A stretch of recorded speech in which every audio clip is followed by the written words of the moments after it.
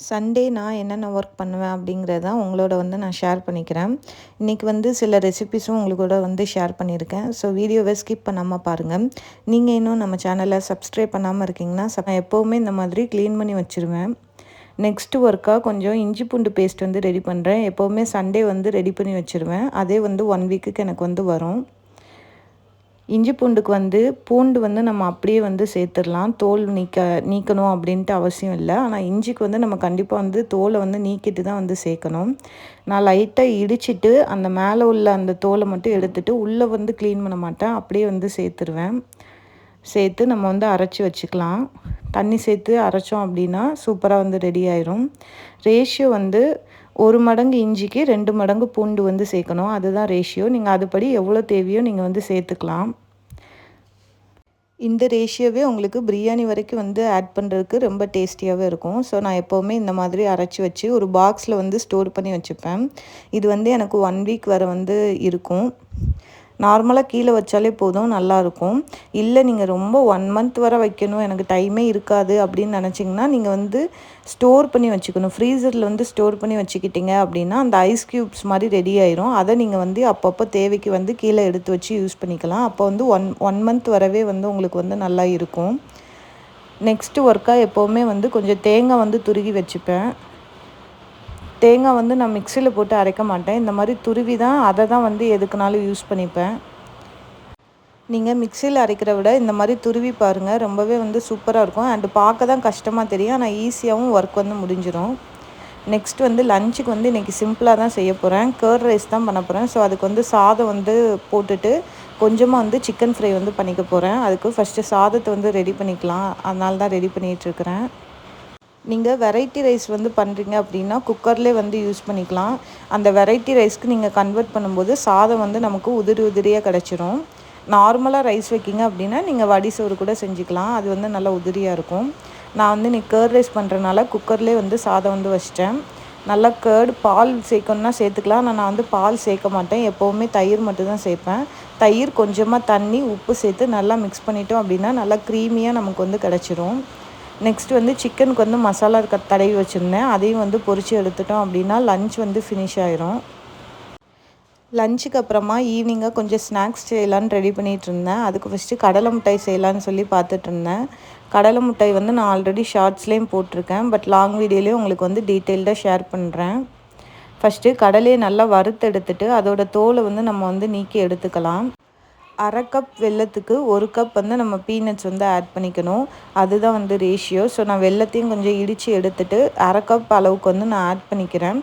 உங்களுக்கு இனிப்பு இன்னும் கூட வேணும்னா நீங்கள் 3/4 கப் வரையே சேர்த்துக்கலாம். அதுவுமே நல்லாயிருக்கும். கொஞ்சமாக தண்ணி சேர்த்துட்டு நல்லா பாகு கன்சிஸ்டன்சிக்கு வரணும். ஒரு கம்பிப்பத ஸ்டேஜுக்கு வரணும். அந்த அளவுக்கு நல்லா குக் ஆயிடணும். இல்லை அப்படின்னா உங்களுக்கு தண்ணியாக ஆயிரும். இப்போது நான் பீனட்ஸ் அண்டு கொஞ்சமாக பொட்டுக்கடலை சேர்த்துக்கிறேன். நீங்கள் பீனட்ஸ் மட்டுமே சேர்த்துக்கலாம். இல்லை அப்படின்னா பொட்டுக்கடலை மட்டுமே சேர்த்துக்கலாம். ரெண்டுமே நல்லாயிருக்கும். இப்போது நல்லா ஒரு நேரம் மிக்ஸ் பண்ணதும் அந்த ஜாகரி ஃபுல்லாகவே இதில் நல்லா கோட் ஆகணும். கடலையோட கோட் ஆனதுக்கப்புறமா அதை ஒரு பிளேட்டில் நான் பார்ச்மெண்ட் பேப்பர் போட்டு வச்சுருக்கேன். அதில் சேர்த்து நல்லா ஸ்ப்ரெட் பண்ணிவிட்டு கொஞ்சம் ஆறுனதும் இந்த மாதிரி நம்ம பீஸ் போட்டுறணும் நமக்கு தேவையான அளவு. இப்போது பீஸ் போட்டதுக்கப்புறமா நல்லா ஆற விட்டுருங்க. நல்லா ஆறுனதுக்கப்புறம் தான் டீமோல் பண்ணணும். ஸோ அதை ஒரு ஓரமாக வச்சுட்டு நெக்ஸ்ட்டு ஈவினிங் ஸ்நாக்ஸ்க்கு கொழுக்கட்டை செய்யலான்னு சொல்லி ரெடி பண்ணிகிட்டு இருந்தேன்.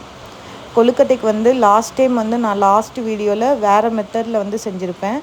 இது நார்மலாக நம்ம தண்ணி ஊற்றி நல்லா மிக்ஸ் பண்ணிவிட்டு கொஞ்சமாக தேங்காயும் வெல்லமும் மட்டும் தனியாக துருவி வச்சுட்டு எல்லாமே அசம்பிள் பண்ணி குக் பண்ணுவேன். அந்த மெத்தடில் பண்ணியிருக்கேன். அதுக்கு ஃபஸ்ட்டு நான் இன்றைக்கி கருப்பட்டி எடுத்திருக்கேன். கருப்பட்டியை நல்லா துருவிக்கலாம். நெக்ஸ்ட்டு கொஞ்சமாக மாவு எடுத்துகிட்டு மாவில் நடுவில் கையில் வச்சுக்கிறேன். ஃபஸ்ட்டு ஒரு குழி மாதிரி போட்டோம் அப்படின்னா நடுவில் நமக்கு கேப் இருக்கும்.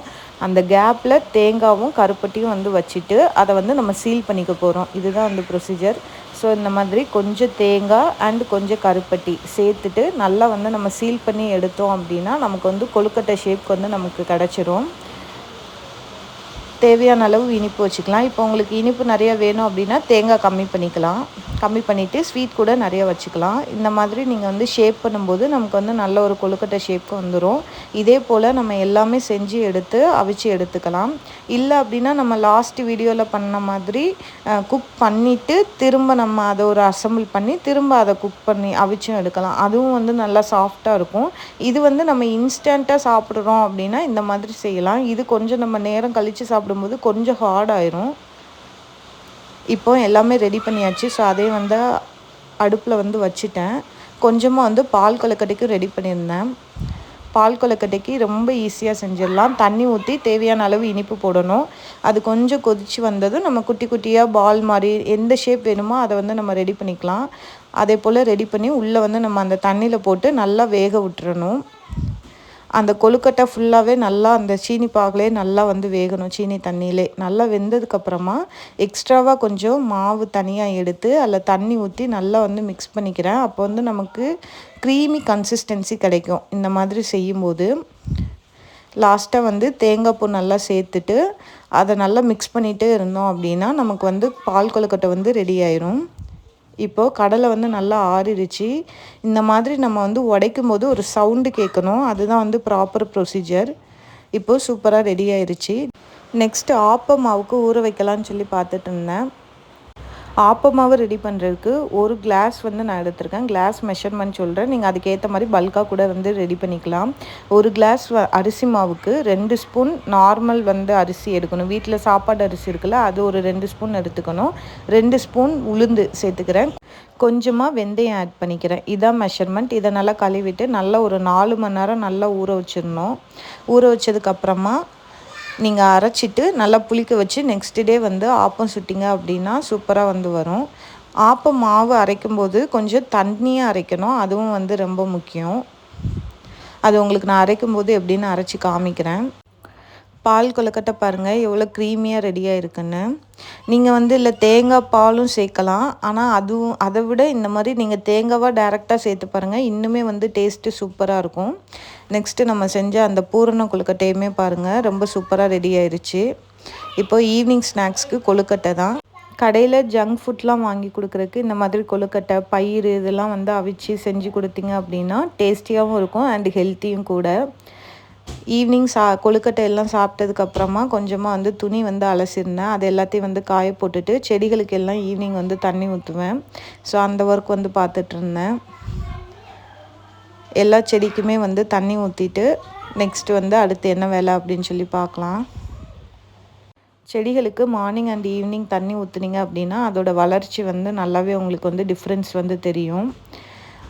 ரோஸ் செடிக்கு வந்து ஒன்ஸ் வந்து உங்களுக்கு ரோஸ் வந்து பூத்துருச்சு அப்படின்னா அந்த காம்பு எல்லாத்தையுமே வந்து நீங்கள் நல்லா வந்து கட் பண்ணி விட்டுறணும். அந்த தண்டு எல்லாத்தையுமே அப்போ தான் வந்து திரும்ப வந்து உங்களுக்கு துளிர் விட்டு ரோஸ் வந்து வைக்கும். ஸோ இந்த மெத்தட் செஞ்சு பாருங்கள். ரோஸ் செடி நல்லாவே உங்களுக்கு பூ கிடைக்கும். ஈவினிங்காக கொஞ்சம் வெளியே எல்லாமே கூட்டி விட்டுட்டு தொளிச்சு விட்டு கொஞ்சம் கோலம் எல்லாம் போட்டோம் அப்படின்னா நல்லாயிருக்கும் அப்படின்ட்டு ஈவினிங் வந்து ஒர்க் பண்ணிகிட்டு இருந்தேன். சும்மா சிம்பிளாக குட்டியாக வந்து கோலம் போடலாம் அப்படின்னு சொல்லி பண்ணிகிட்டு இருந்தேன். கோலம் டெய்லி போட மாட்டேன். டைம் கிடைக்கும்போது கண்டிப்பாக வந்து கோலம் வந்து போட்டுருவேன். கோலம் போட்டாலே வெளியே வந்து சூப்பராக இருக்கும் பார்க்குறதுக்கே. ஸோ எனக்கு தெரிஞ்ச கோலம் எனக்கு ரொம்ப எக்ஸ்பர்ட்லாம் கிடையாது கோலம் போடுறதில்ல. எனக்கு தெரிஞ்ச அளவுக்கு கொஞ்சம் வந்து டெய்லியுமே கிடைக்கிற டைமில் வந்து கோலம் போட்டு விட்டுருவேன். அவ்வளோதான். நெக்ஸ்ட் வந்து இது நல்லாவே ஊறிடுச்சு. இதை வந்து அரைச்சி எடுத்துடலாம்.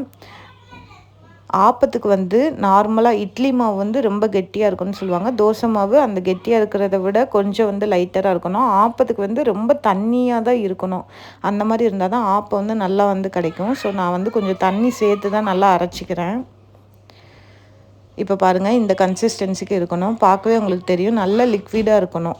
ஆல்ரெடி உள்ளே கொஞ்சம் தண்ணி ஊற்றி வச்சுருக்கேன். இதுவுமே பாருங்கள் எவ்வளோ லிக்விடாக இருக்குன்னு. இந்த கன்சிஸ்டன்சியில் இருந்தால் தான் ஆப்பம் வந்து சூப்பராக கிடைக்கும். ஸோ உப்பு போட்டு நல்லா வந்து மிக்ஸ் பண்ணிக்கிறேன். மிக்ஸ் பண்ணிவிட்டு இதை வந்து அப்படியே மூடி வச்சிடலாம். இது நல்லா புளிச்சு வரணும். அப்போ தான் ஆப்பம் வந்து நல்லா சூப்பராக கிடைக்கும். இப்போது நெக்ஸ்ட் டே வந்து ஆப்பம் வந்து ஊற்றுறேன் பாருங்கள். ஆப்ப சட்டியில் கொஞ்சமாக வந்து மாவு சேர்த்துட்டு நல்லா இப்படி திருப்பி விட்டோம் அப்படின்னா சூப்பராக நமக்கு வந்து ஆப்பம் கிடச்சிரும். ஆப்பம் வீட்டில் செஞ்சு சாப்பிட்டே ரொம்ப வருஷம் ஆயிடுச்சு. ஆப்பத்துக்கு வந்து ஆட்டுக்கால் பாயா தான் ரொம்ப ஃபேமஸ்னு சொல்லுவாங்க. ஆனால் எனக்கு பிடிச்சது எப்போவுமே தேங்காய் பால் தான். ஆப்பத்தோடு அந்த தேங்காய் பால் வச்சு சேர்த்து சாப்பிடும்போது ரொம்பவே சூப்பராக இருக்கும். ஸோ இன்றைக்கி நான் வந்து பிரேக்ஃபாஸ்ட்டுக்கு ஆப்பமும் தேங்காய் பாலும் தான் வச்சுருந்தேன். இந்த வீடியோ உங்களுக்கு பிடிச்சா லைக், ஷேர், கமெண்ட் பண்ணுங்கள். நெக்ஸ்ட் வீடியோவில் பார்க்கலாம்.